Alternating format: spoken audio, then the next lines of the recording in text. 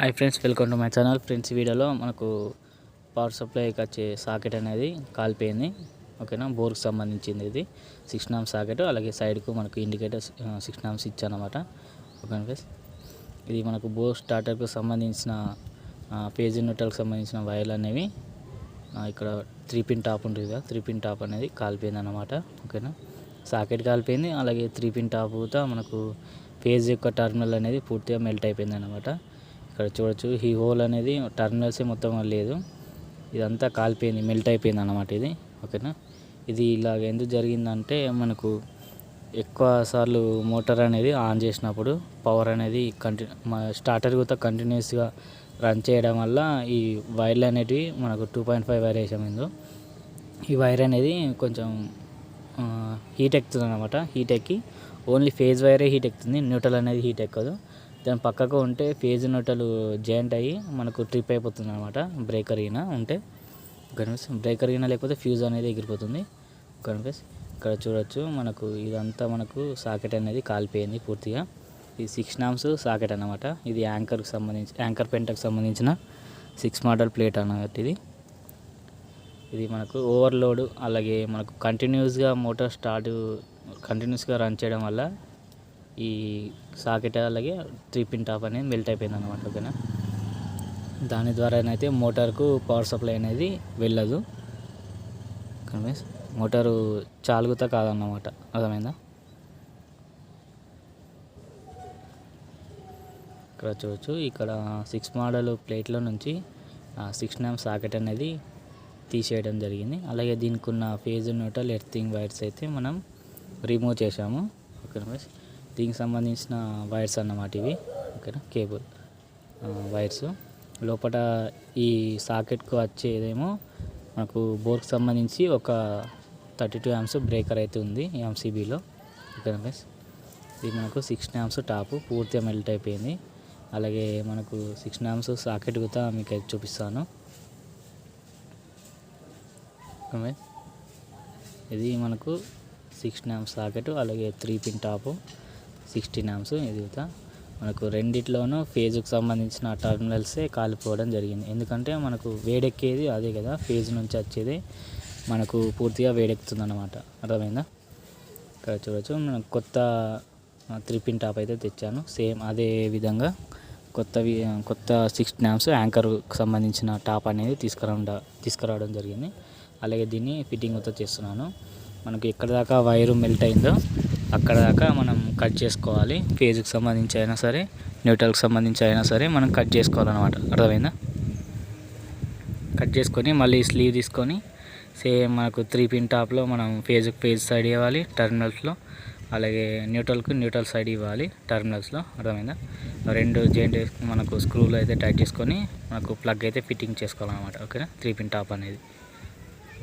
దీనికి flexible pipe వేసాము, already ఉండే, అదేవిధంగా అట్లనే పెట్టేసి మనం మళ్ళీ 3 పిన్ టాప్ అనేది ఫిట్టింగ్ చేస్తున్నాం అన్నమాట. ఓకేనా, ఇది పోనించు ఫ్లెక్సిబుల్ పైప్ అన్నమాట. ఇది ఇందులో మనకు మళ్ళీ కేబుల్స్ ఏం వేసామంటే 2.5 కేబుల్ అదే వేసాము, ఒక రెడ్ వైర్ అనేది చేంజ్ చేసాము అన్నమాట. ఓకేనా, ఫేజ్కి సంబంధించి మార్చాము వైరు, కొత్త వైర్ వేసాము 2.5.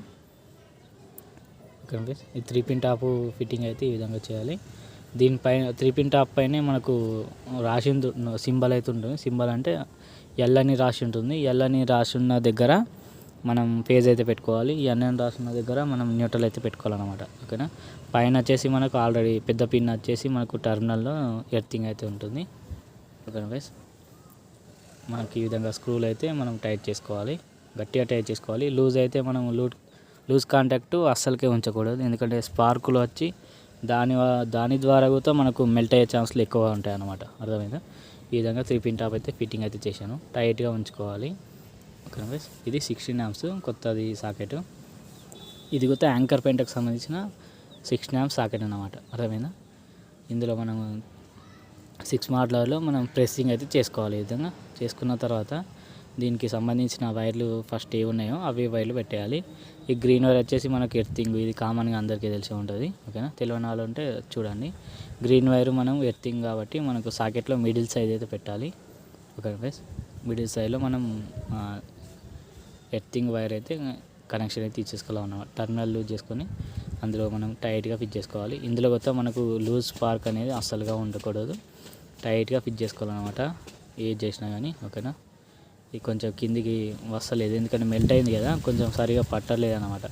కరెక్ట్ సెట్ చేసుకొని, లేకపోతే మళ్ళీ 3 పిన్ టాప్ పెట్టినప్పుడు బయటకి ఇట్లా తీసినప్పుడు ఆ సాకెట్ కూడా బయటకు వచ్చే ఛాన్సులు ఉంటాయి అన్నమాట. ఓకేనా, 6 మోడలకించి ఊడిపోయే ఛాన్సులు ఎక్కువ ఉంటాయి అన్నమాట. ఓకేనా, టైట్గా అయితే పెట్టుకోండి సాకెట్.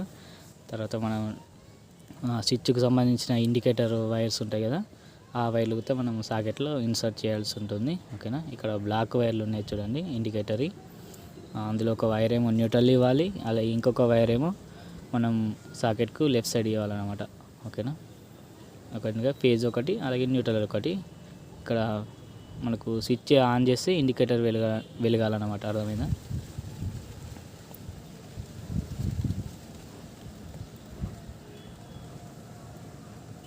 ఇక్కడ చూసారు కదా, న్యూట్రల్ అయితే ఫిట్టింగ్ అయితే చేస్తున్నాను.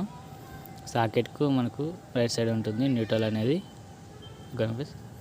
ఇక్కడ చూడొచ్చు, మనకు బ్యాక్ సైడ్ నుంచి చూసినప్పుడు లెఫ్ట్ సైడ్ ఉంటుంది.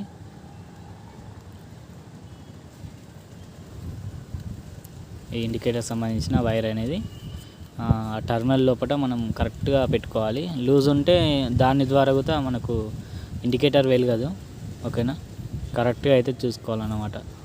చూసుకొని కొంచెం వైర్లు అయితే టర్మినల్స్కు టైట్ చేసుకున్న తర్వాత గట్టిగా కొంచెం ఇట్లా చెక్ చేయాలన్నమాట. వైర్ కొంచెం బ్యాక్ అనాలి, ఊసి వచ్చింది అనుకొని మళ్ళీ లూజ్ చేసుకొని టైట్ చేసుకోవాలన్నమాట. అర్థమైందా? ఇప్పుడు స్విచ్కి సంబంధించిన వైర్ అనేది మనం పెట్టాలి. 6 నామ్ స్విచ్.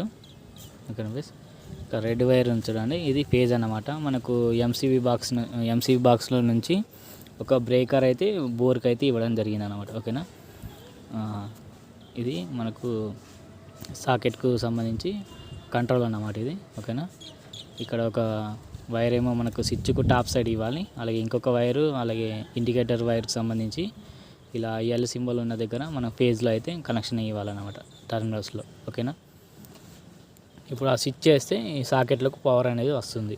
అర్థమైందా? అలాగే స్విచ్ చేసినప్పుడు ఆ ఇండికేటర్ కూడా వెలగడం జరుగుతుంది. ఓకేనా, స్విచ్ చేయకపోతే ఆ ఇండికేటర్ కూడా వెలగదు. ఆ విధంగా కనెక్షన్ అయితే ఇవ్వాలి. ఓకే ఫ్రెండ్స్, ఇక్కడ మనకు స్విచ్ కొట్టు కింది సైడ్ బ్రేకర్ నుంచి వచ్చిన ఫేజ్ వైర్ అనేది ఇచ్చేయాలన్నమాట. అర్థమైందా? కరెక్ట్గా టైట్ అయితే చేసుకొని, లూజ్ ఉంటే స్పార్క్లు వచ్చి ఈ విధంగానే మెల్ట్ అయ్యే ఛాన్సులు ఎక్కువగా ఉంటాయి. ఓకేనా, ఈ వైర్స్ అన్నీ అదే విధంగా లోపల అయితే పెట్టేసి మనం స్క్రూలు అయితే ఫిట్టింగ్ చేసుకోవాల్సి ఉంటుంది. ఓకేనా, స్క్రూలు అయితే కరెక్ట్గా అయితే పెట్టుకొని టైట్గా. ఓకేనా, ఫస్ట్ ఏ స్క్రూలు ఉన్నాయో అవి స్క్రూలు పెట్టండి, అప్పుడే మనకు ఈజీగా స్క్రూలు అయితే ఎక్కుతాయి. ఓకేనా, తింపడానికి వీలుగా ఉంటుంది, అలాగే సులభంగా ఎక్కుతాయి అన్నమాట. అర్థమైంది? తర్వాత స్క్రూ డ్రైవర్ తొడిగితే మనం టైట్గా అయితే చేసుకోవాలి, పూర్తి టైట్గా. ఓకేనా ఫ్రెండ్స్, ఈ విధంగానైతే ఒక ప్రాబ్లం అయితే మనం క్లియర్ అయితే చేసాం ఫ్రెండ్స్. ఓకేనా, వీడియో వస్తే లైక్ చేయండి, అలా ఛానల్ అయితే సబ్స్క్రైబ్ అయితే చేసుకోండి ఫ్రెండ్స్.